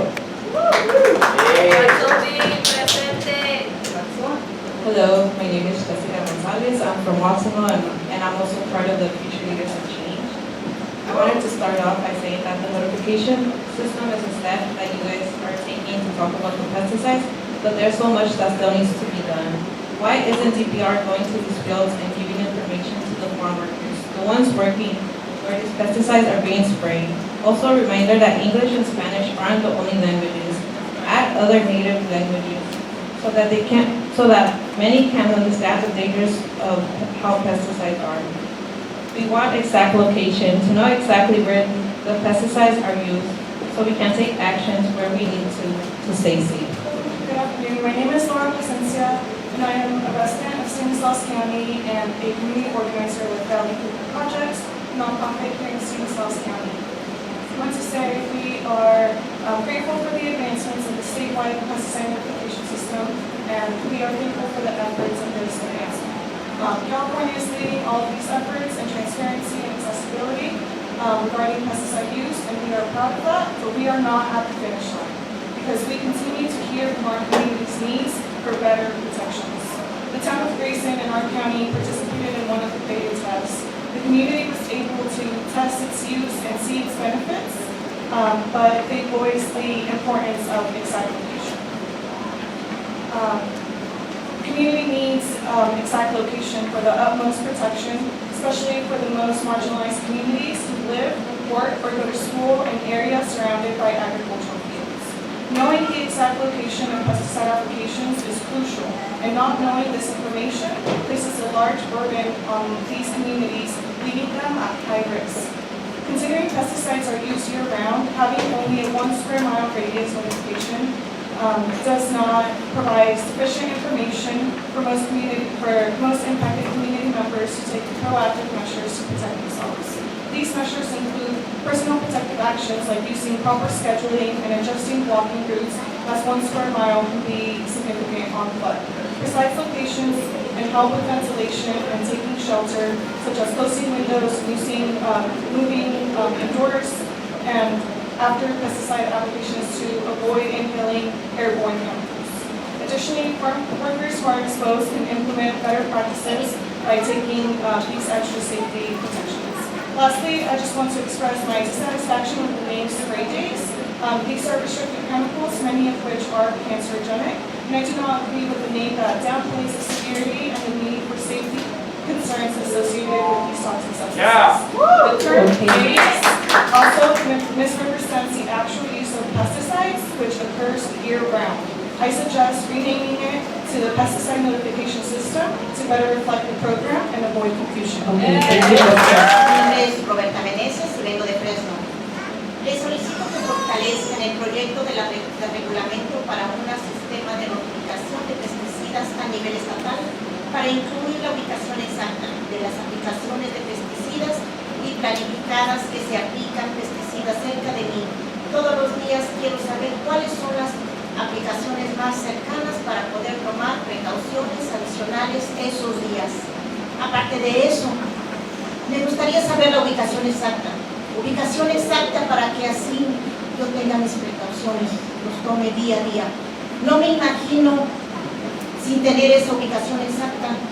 En un mañana, en un futuro, alguno de ustedes, vecinos al lado, con ciudadanos de todos los lados, norte a sur, oeste a oeste, que estén en un hospital o que tengan que tener un inhalador al lado porque no pueden respirar. Se me hace muy peligroso. Muchos de nosotros no contamos con un seguro médico. Ir a un hospital se nos hace demasiado caro. Un inhalador para nosotros no tiene precio. Nuestra vida no tiene precio. Y si tuviéramos la ubicación exacta, otra cosa sería. El tener un inhalador, ustedes saben bien que nos acorta 20 o 30 años de vida de nosotros, de cada uno de nosotros. No me imagino correr a un hospital, llevar a mi hijo o a mi vecino simplemente porque no puede respirar. Necesitamos ubicación exacta. Hi, Sandra Martinez is. I am here asking about exact location, and I come from two perspectives. First, I am a nurse more than 30 years, and I convey the concern from my fellow colleagues that says that we know that dose over time is what impacts a health person related to pesticides. So it makes sense that we have exact location because the closer you are to the point where you are sprayed, the chances you are that you over time are going to develop some symptoms. And as a healthcare provider, sometimes you get faced with typical symptoms that is very easy to identify the disease. Other times, if you're like grasping at straws trying to figure out lab work after lab work and more burden on the person trying to come back for more visits, But if you knew that they were exposed to certain pesticides, you were able to hold out autoimmune, certain cancers, cognitive, whatever. So that is, from a health provider and public safety, which I believe you, the department, should be focused on public safety. The exact location is relevant. Now, on a personal note, I live, my home, my backyard hits lots of acreage of fields where they grow crops. I'm talking 10 feet, like from here to you, that is where the field starts. I need to know the exact location because I open my windows at night. Now, I've learned since then that sometimes growers spray at night or early in the morning. And so it will be nice for me to know, oh, I close my windows. Oh, you know what? My kids cannot play out there. Whatever it is, it empowers me, it protects me. I appreciate that from you guys. And it has, regarding the concern about privacy that someone said here, to me, why don't you wait to see if that happens instead of saying no to this before it happens? Because I guarantee you, we're not after the farmers, we're after knowing the information to protect ourselves. It's Bianca Lopez, and then Queremos explicación exacta. It's unfortunate that the people who are English only do not have headsets here today to be able to understand the stories that are being told here. But the Spanish speakers who don't speak English have their hearing sets on, and they do hear what the farmers are saying. I'm here to demand exact location. I'm here to demand exact location. Because without location, we are still left in the dark. And as I believe some other speaker said something about if you continue with this notification system that it would only cause fear. Well, we already live in fear, okay? If you don't provide us with exact location, we will continue to live in fear because it does matter if the notification or the application is in my backyard or in fact a mile away. We already know because we are surrounded by agricultural fields that somewhere within a mile or even beyond and much closer, we are overwhelmed with pesticide use, specifically in the Central Valley. We already live in fear that we are being exposed to pesticides that are very carcinogenic and cause other health effects. This is a health issue. I am here to demand exact location. I'm also very concerned about the intended application or the proposed application. We need follow-up. In this notification system, you must include what actually happened, or else we will continue to be in the dark. We need exact location. The farmers do not have a right to privacy. Every detail in the NOI is a public record. I also demand that the notification system include every single detail in the notice of intent. We know you can provide what? Exact location. What do we want? Exact location. ¿Se puede? Sí, se puede. ¿Se puede? Sí, se puede. Porque el pueblo unido jamás será vencido. ¿Se puede? Sí, se puede. ¿Y qué queremos?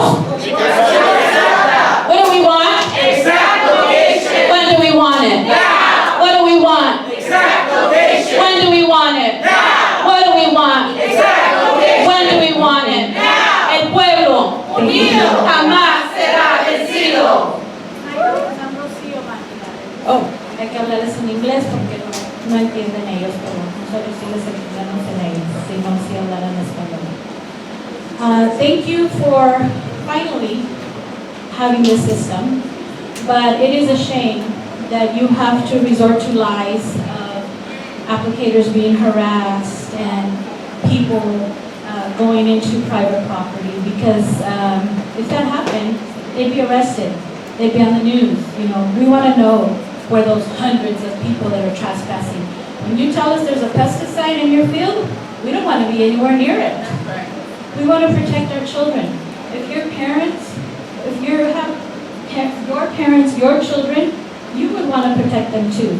The sad part is, all of these things have drift, are also go into the water, and we, as a nonprofit, and I'm sorry I was so emotional, I'm from Central California Environmental Justice Network, And we have taken state officials as well as federal officials to Kern, to Fresno, to show you the disgusting oil-filled water that is then used to water your food on top of the feces that your food has, because contractors do not want to pay for clean restrooms and do not have the antibiotic soap that they're supposed to have, antibacterial soap that they're supposed to have for the farm workers that I report every week. And I've been doing lots of reports because they also don't get shade and they also don't get water, okay? The laws that are supposed to be taking place do not take place. Our families are dying. I have a mother, a widow of 3 in Madera, who now has long-term lung failure. But she is too afraid to report where it happened for fear that she will lose her job. It is no secret. Our workers are undocumented. Our workers are uneducated. And yes, they do the work to feed the world, to make some very wealthy, okay? But they live in fear because on top of the pesticide, if they report at the local level, they will be blackballed and they will not have a job.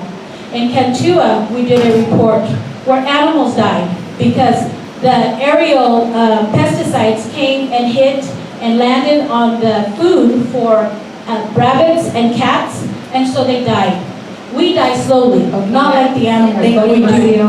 Well, we do, can you come back after we do the other ones and finish? One more thing. I don't want to take other people's time, but one more thing.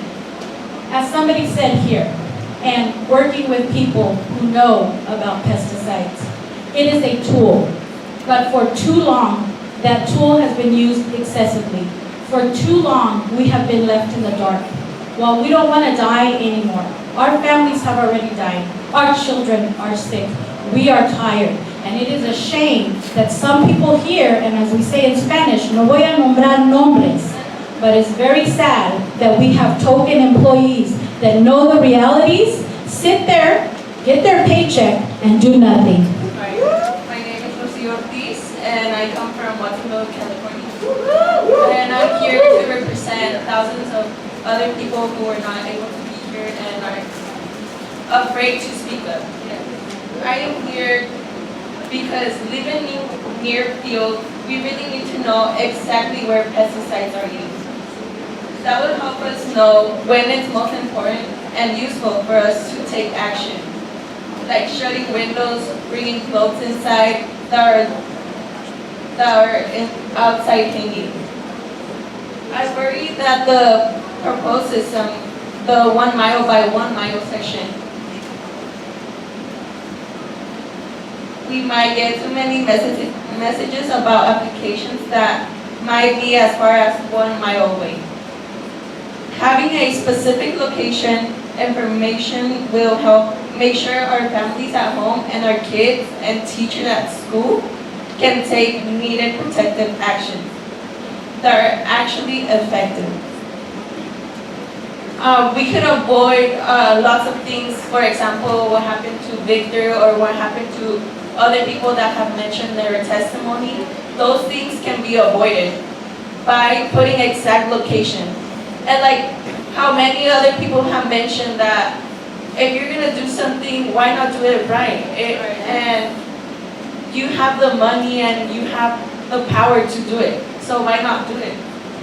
And like other people also mentioned, this is environmental racism because it is only happening in Mexican American communities.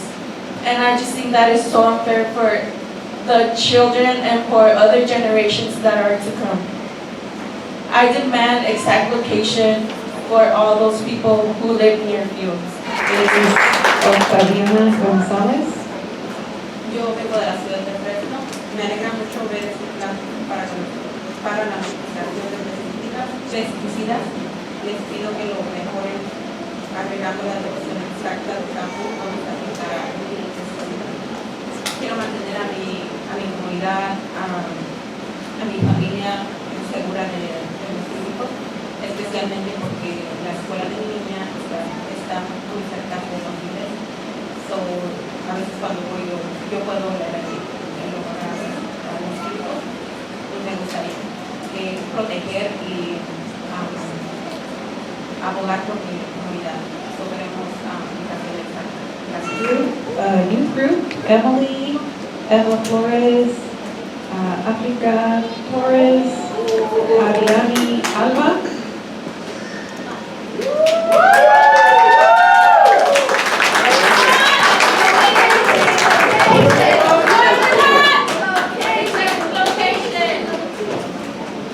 Second generation doctor. My name is Emily Flores. I'm in second grade at Wilson Elementary School. I'm here to tell you that we need the exact location.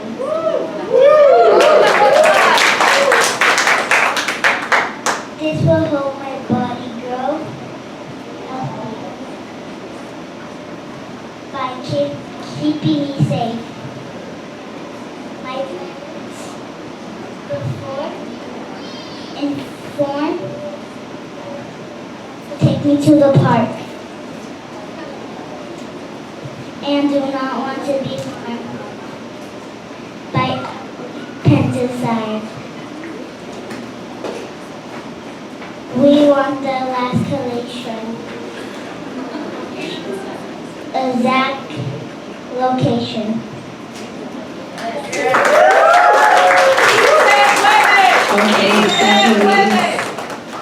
My name is Emma Flores Harris. I'm 9 years old.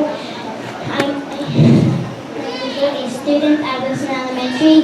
I am concerned about the pesticide notification plan that I want you to address before implementing the statewide notification system. We need the exact location. I want my family to be notified because chemicals are harmful to me, my siblings, and other kids. We deserve a good air quality and free pesticides. It's your job to keep all children safe. Thank you.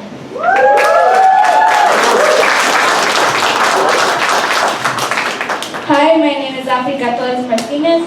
I live in Greenfield, California.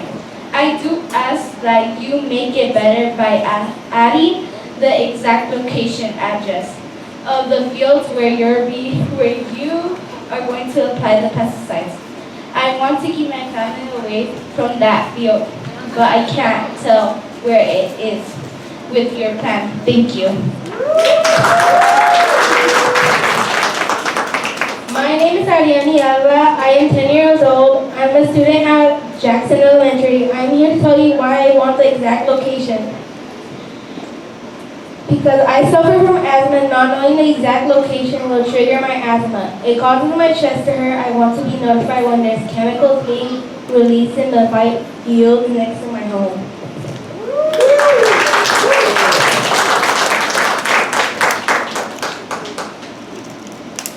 Mi nombre es Heidi y tengo 7 años. Yo y mi familia queremos ser notificados la locación exacta porque así estaríamos más seguros. Mi salud es importante para mi familia. Acoso, los niños no tenemos derecho a tener la locación exacta.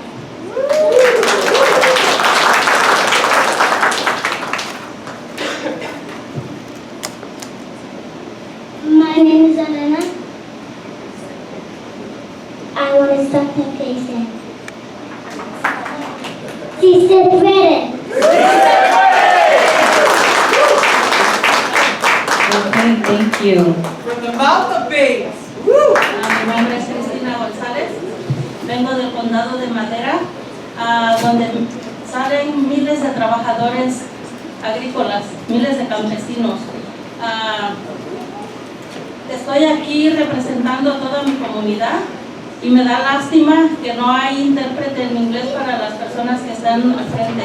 Sí hay para nosotros escuchar los comentarios que están, las opiniones que están diciéndonos, pero para ellos no pueden entender lo que nosotros queremos exponer aquí.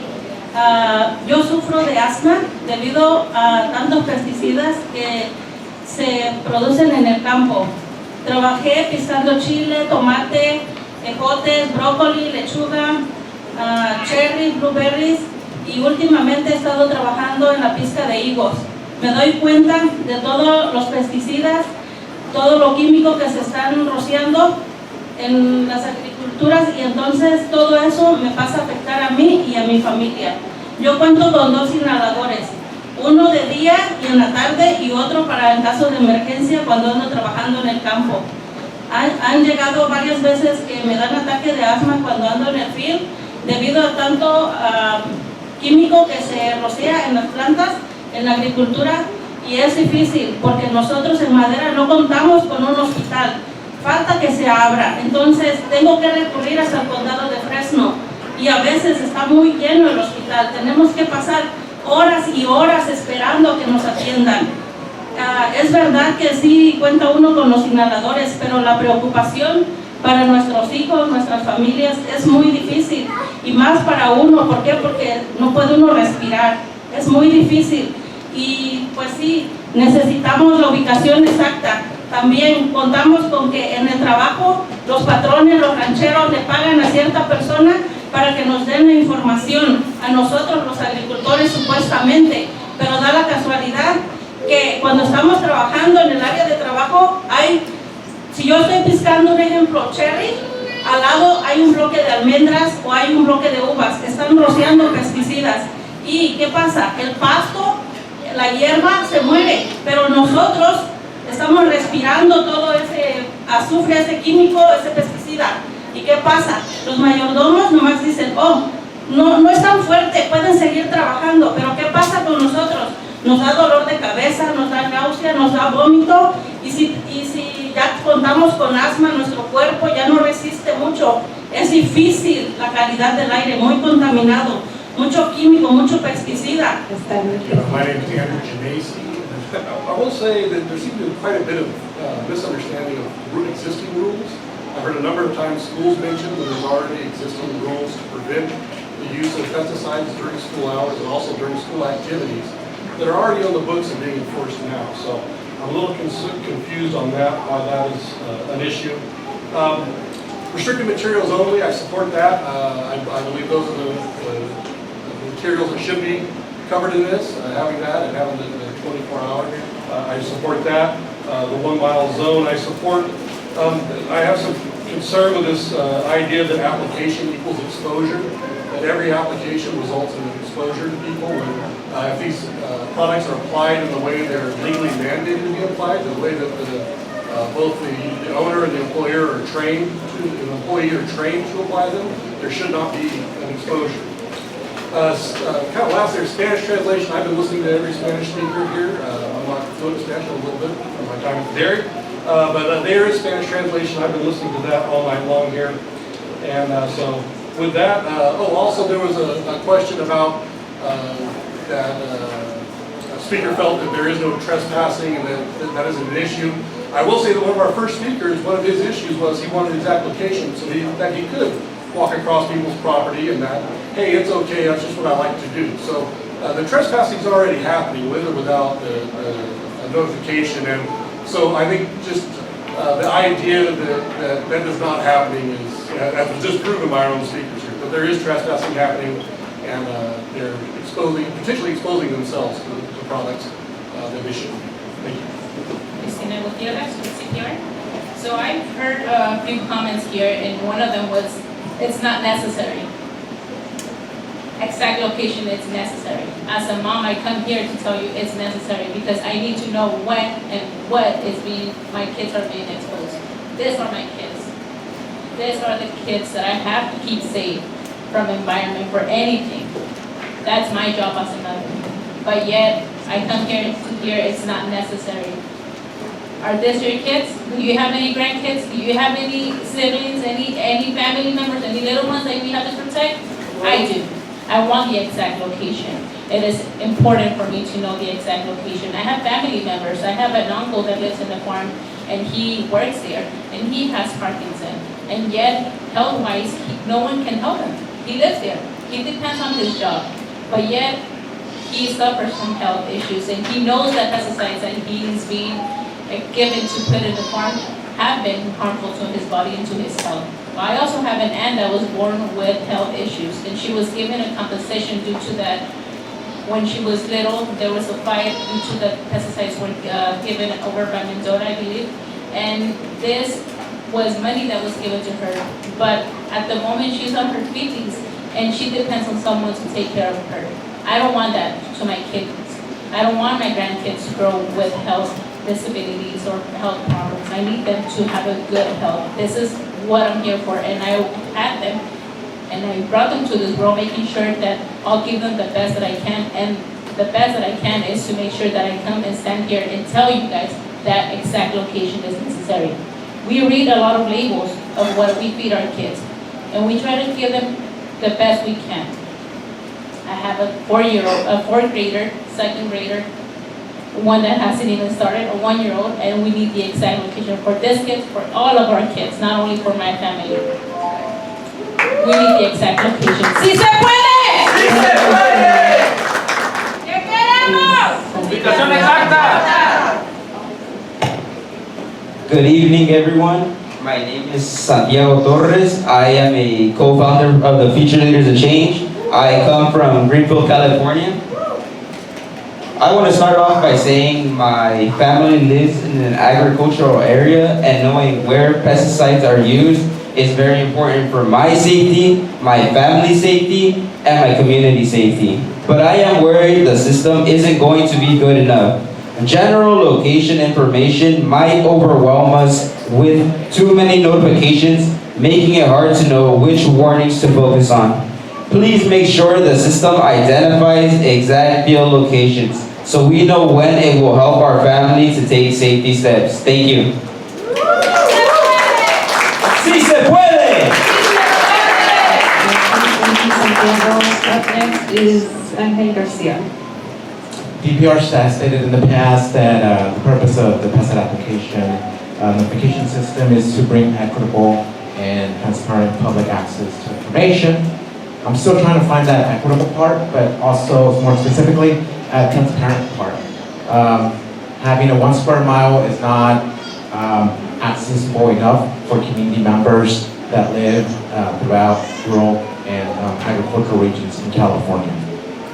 I think it's also very important to highlight the fact that we have people coming across different parts of the state, making the trip here, making the journey, despite the intense heat that we are experiencing, to make it noted that exact location needs to be included as part of the system. Also would like to comment on the fact that there are studies that point to the fact that location does matter. For example, the UC Berkeley Chamaco study has highlighted and illustrated that toddlers living within 200 feet of organophosphate insecticide applications actually were most highly exposed children in that longitudinal study. So it's really important that we follow the science, and the science is there, but also to listen to the overwhelming public process, and that process has really highlighted, uplifted, and reiterated, re-emphasized the importance of exact location. And brevemente se comentó hace rato de que si están poniendo muchas reglas, que de repente los trabajos se van a ir, pues ¿quién trabaja la tierra? ¿Quién trabaja la tierra? ¡Nosotros! Yo tengo raíces en un pueblito al pie de la sierra y no me rajo, así que hay que darle. ¿Se puede? ¡Sí se puede! My name is Janine, and I want the exact location because I want to protect myself and others. Also, I go to a school that is close to the fields, and where pesticide is being sprayed, and that could affect everybody. This is why we need the exact location of pesticide, because I want to know where and when I can be affected by the pesticide. And some people at my school have asthma, and being close to the fields, and that can affect them and everybody else too. ¡Sí se puede! ¡Sí se puede! ¿Qué queremos? Ubicación exacta. ¿Cuándo? Ahora. ¿Mañana? No. ¿Cuándo? Ahora. ¿Qué queremos? Ubicación exacta. ¿Cuándo? Ahora. What do we want? Exact When location. do we want it? Now. What do we want? Exact location. When do we want it? Now. Good evening, my name is Camila Torres. I live in Greenville, California. I call on you to create a fully transparent pesticide notification system where upcoming pesticides application information is available to all, including the exact location of the application site. I want to know where the pesticides are being applied so I can avoid that area, and to tell my family members and community so they can avoid that area. Thank you. And also, why'd you pick sprays? Like, there's other names. That's right. Yes. Hello, my name is Alexia Rangel. I am a co-founder for Future Leaders of Change, and I am from Greenfield. You have made an historic first step toward pesticide application transparency, so please don't waste it. We need the exact location of pesticide applications in California. Without that addition to the current proposal, I fear the system will not be useful for residents like me and farm worker communities. We need exact location, and we want it now. We are tired of waiting. We refuse to wait any longer. We are here to fight for our basic rights. Thank you. ¡Sí se puede! And my community, our kids in the community, they go to school, and there's a ranch right there. So we do need to know where they're going to spray. Because I have to, it's my right to tell them what they're going to spray. That way the kids won't get sick. Well, we need to know where it's located. We have the right to know. That's what you guys are doing there. I don't know who's doing it. It's wrong because if it was their kids and going to that school, you have the right to know. So we need to know. We need it now. Únete a la lucha, únete. Únete a la lucha, únete. Únete a la lucha, únete. End systemic racism. Now. Yes. Stop the pesticide secrecy. Exact location. ¿Qué queremos? Ubicación exacta. ¿Cuándo? Ahora. ¿Sí se puede? Sí se puede. ¿Sí se puede? Sí se puede.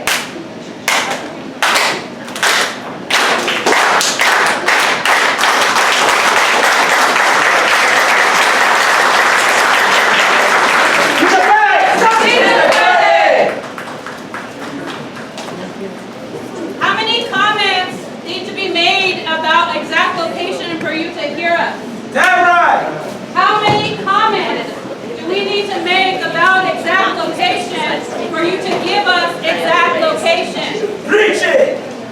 How many people need to come to the mic to demand exact location before you give us exact location? That is enough. 2 years, pilot programs, beta testing, no location, shitty notification system. What is notification without location?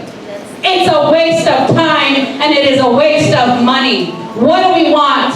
Exact location. When do we want it? Now. What do we want? Exact location. When do we want it? Now. How many people need to come to the podium to demand exact location before you give it to us? Enough considerations for the farmers. Please consider our health. Consider our farm workers. Consider our children. Consider our lives. We matter too.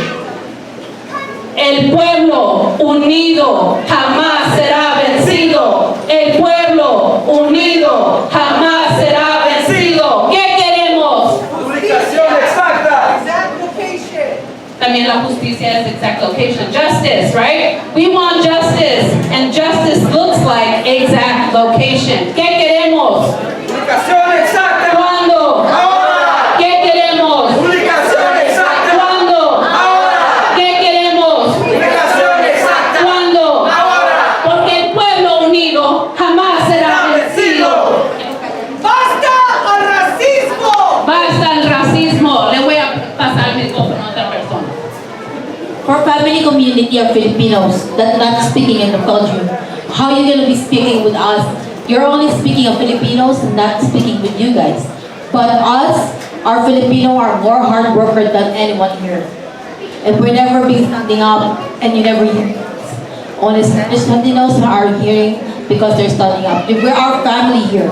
Latinos and Filipinos are together to standing up, and we need to listen to us, our need, our location. Okay, thank you. Let the record reflect that there are no more individuals who are interested in making a public comment here. ¡Sí se puede! ¡Sí se puede! ¡Sí se puede! ¡Sí se ¡Sí se puede! ¡Sí se puede! ¡Sí se puede! ¡Sí se puede! ¡Sí se puede! ¡Sí se puede! Okay, I would like to thank you all for attending this hearing. We will officially conclude the hearing and go off record. Thank you.